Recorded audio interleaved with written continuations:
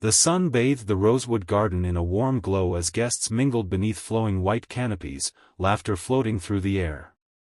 Olivia Bennet and Marcus Field's wedding was the event of the season, flawless, luxurious, and filled with love.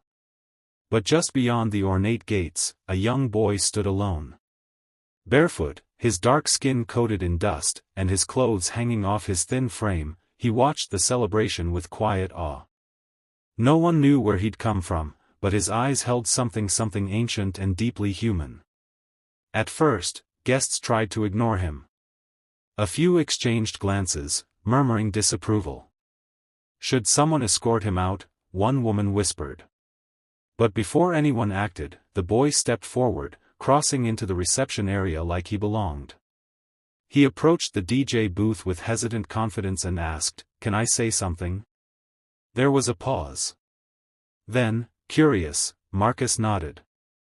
The boy took the microphone, gripped it tight, and closed his eyes. Then he began to sing. No music, no backup. Just his voice. And it was beautiful. Not polished or trained but raw, aching, full of soul. It was gospel, filled with sorrow and light, and it silenced the entire wedding. Guests stopped eating. Photographers lowered their cameras. Even the birds seemed to listen. And when the final note faded into the evening air, no one clapped right away.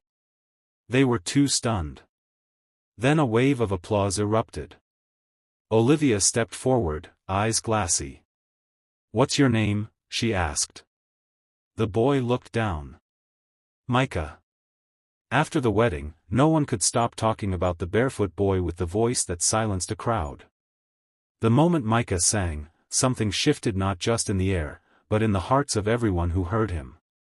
A guest had captured the entire performance on their phone and posted it online that same night.